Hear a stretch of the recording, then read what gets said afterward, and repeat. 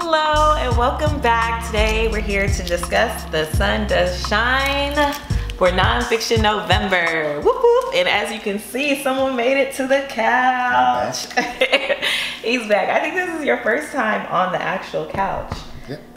Well, today we're here to discuss the first book that I read for November, and that is The Sun Does Shine, How I Found Life and Freedom on Death Row, and it's by Ray Hinton.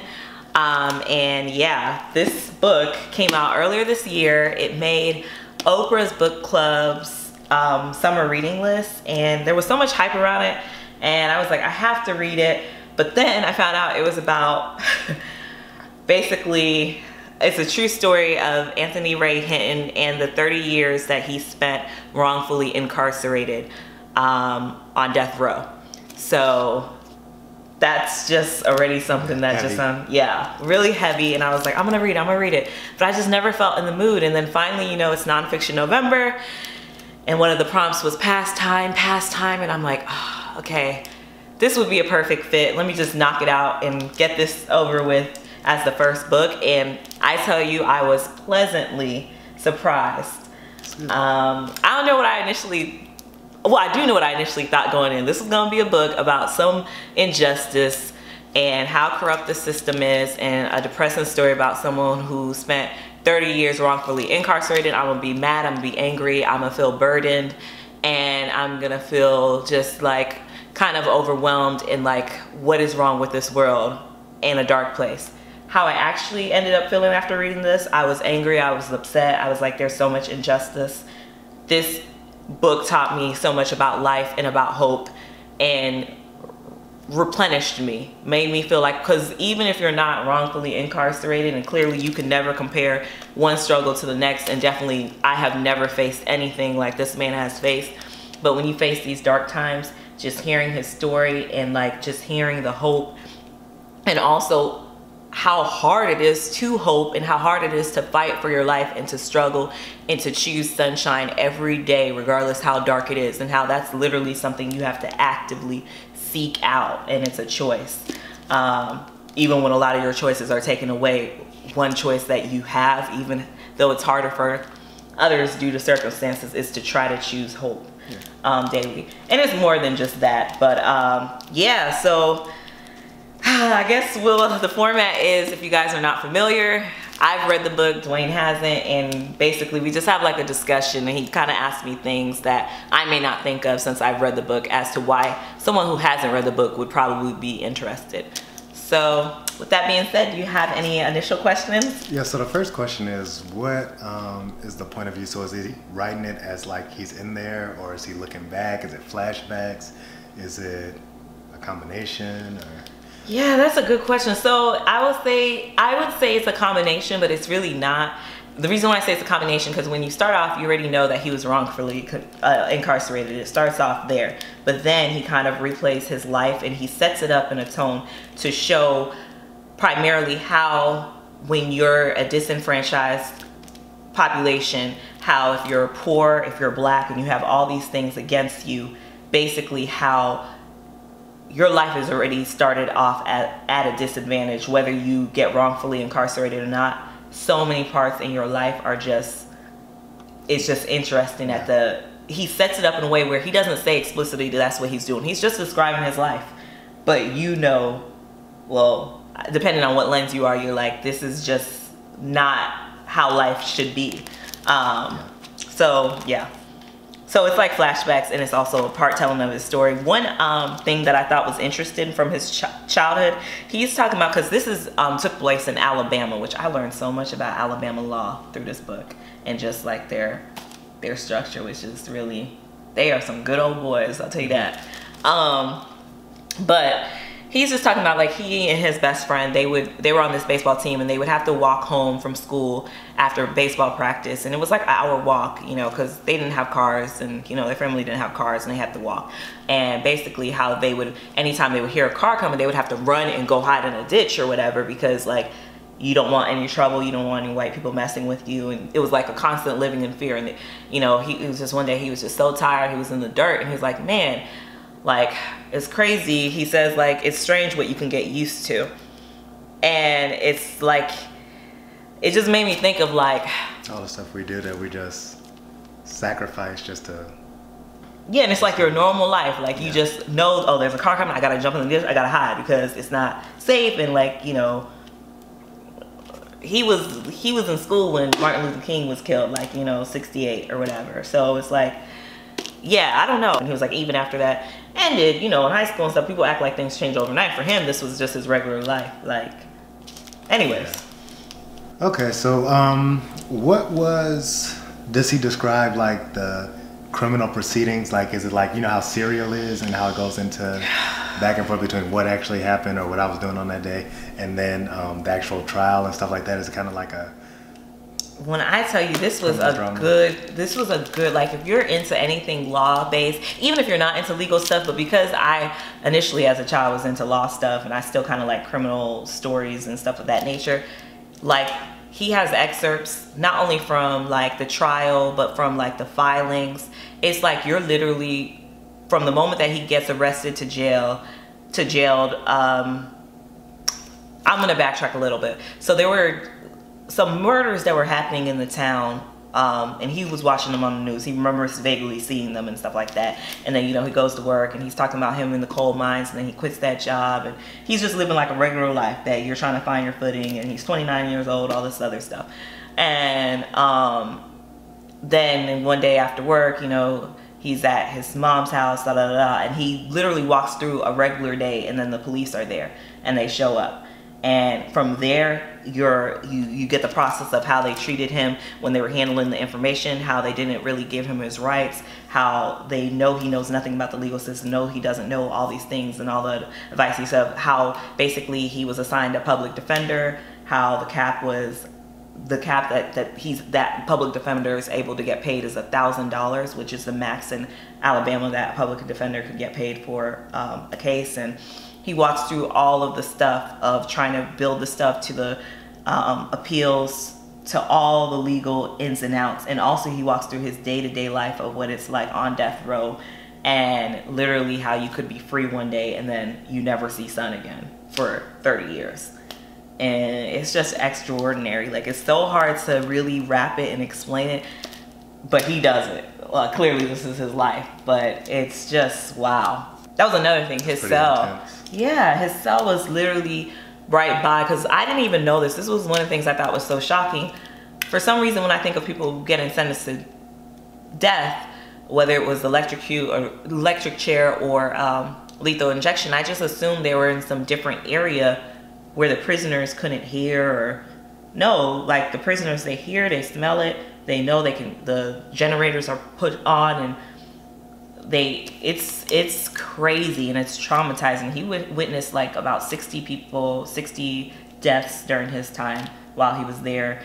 And at one point, he had started this group. I won't give too many details in case people read this, but he was the only one left out of the group that he started for this club that he started. Everybody else passed at some point, and that's like crazy.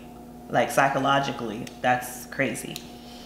Okay, so we talked a lot about the criminal justice side and all that. So about the human side, does he get into like what it was like with his, you know, I guess he was living with his family at that point, or what those relationships were like, how did they change over time, and stuff like that? What was the human, I guess, element outside the criminal justice element, or did he not touch on that? I would say that this was more of a human story. Like, this whole thing was human, which I feel is the most impactful for you to connect and to relate to.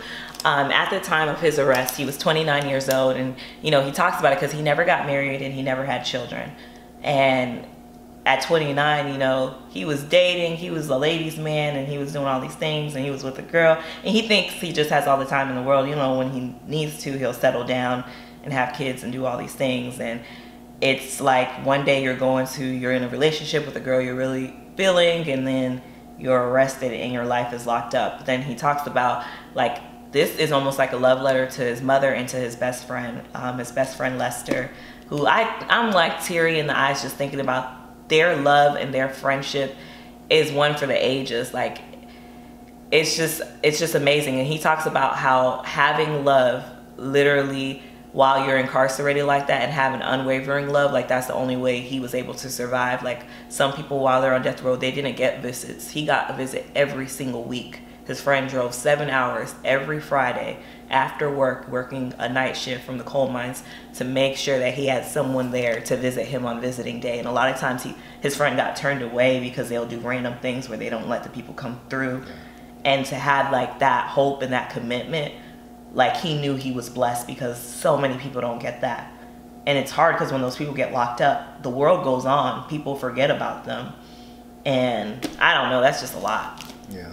What did he have like a certain opinion of the death penalty going in, and how did that change? Did he describe how that might have changed during the book, or what are his thoughts on the death penalty and death row in general? Yeah, so he didn't really have a strong opinion about the death penalty, but because he was Christian, he did think of the whole eye for an eye, you know, you repay a life with a life. And actually during his trial, the judge had asked him, for someone who committed these crimes, would you, something along the lines, what would you think would be appropriate? And he was like, he would think the death penalty was appropriate for the person who did commit it. And then when he was on death row, he got to meet and befriend, and the people who became his family, a lot of them did commit heinous, crazy crimes and were murderers. And he changed his opinion completely, because you're not the worst thing that you ever did. Like, prison is about reform, and it's about, you know, you have to pay that punishment, but it shouldn't be murder. Like, it's inhumane to just kill people, and you're not doing this out of there's no real point in you doing this. Like,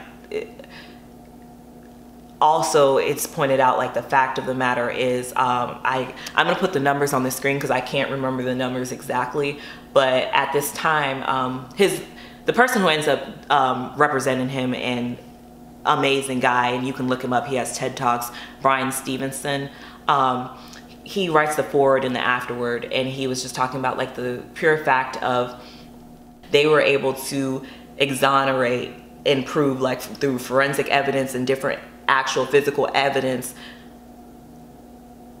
basically 1 out of 7 of those people, or I'm sorry, 1 out of 9 of those people were innocent.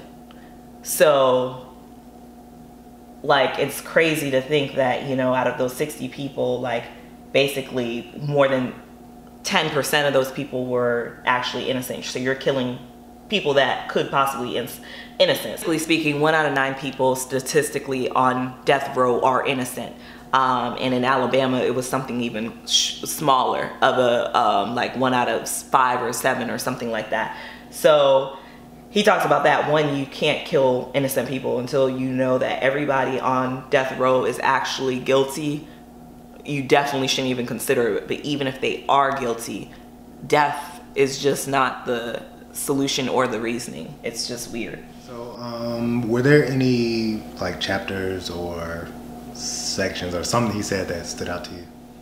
Yes, so there were quite a bit. I'm pretty sure I bookmarked my favorite chapter. So Waiting to Die was by far for me, hands down, the most impactful chapter. Like, I shed tears of joy, and I felt like I had a breakthrough for myself during that chapter. Like, I mean, the emotions in there, I don't want to spoil it for anybody who was going through it, but I mean, you're literally brought with him to a really dark place, and by the end of it, you're not in that dark place necessarily, and there's like almost like a step-by-step guide of how to get out of dark places. And I just thought it was such a beautifully well-written chapter and an impactful, meaningful chapter. All the chapters are amazing, but that one was the one that stood out most to me. And then also, I also highlighted and bookmarked, this is just a quote I loved because I love Rain. This is after he is released. He's talking about a moment of being outside, and he's like, the first time I felt rain on my skin, I wept. I hadn't felt rain in 30 years. Now when it rains, I rush into it like a crazy man. And he talks about the beauty of rain, and it's just a beautiful passage to me. And I think it's one that, because I just love the rain in general, but I never even thought about what if the privilege of, or just the right, I should say, to feel rain, a basic thing was taken away from me for that long. Like, how would that feel? And how would it feel for me to reobtain that ability? Okay, so after that, we went through a lot of questions. Based off of that, is this something that you would see yourself reading or listening to on an audiobook, or what are your chances of you reading it? I could see myself reading it or listening to it, because it sounds like a lot of the, the podcasts that are really popular, and it's more connected to, like, I guess, Black life, Black Southern life, criminal justice, and then growth, and then spirituality, family, and a lot of stuff that I'm interested in. A lot of times I think about what would I do in certain circumstances. I always think about, at least once a week, how am I going to avoid, like, being unjustly accused of or arrested for something. And so those things happen. I mean, you think about them because they happen, and so it's an unfortunate circumstance and it's an unfortunate way to live. But yeah, so that's another reason why I would consider reading that.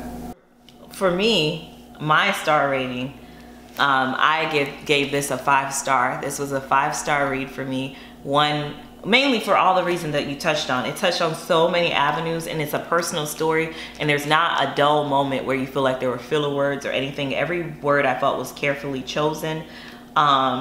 Additionally, like you said, I feel like it's a real story. It is something that you just wonder, and it's something that you think about. And if you know any Black men in your life or something like that, you're always wondering or thinking, you just, what would you do in those situations, and not having alibis, but those are just very real, random things that you just think about and worry about. And I feel like it touches on all that, from poverty, from Southern Black life, and everything that you said. And I just felt like it's a book that still doesn't necessarily leave you depleted. It poured into you as much as it wants you to pour back out to change what you can do to change the justice system in America.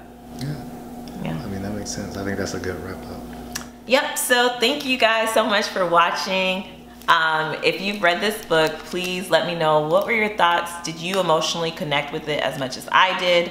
And let's just have a discussion below. Anyways, until the next one, love and light, and I'll see you in the next one. Bye. Okay. Thank you, baby.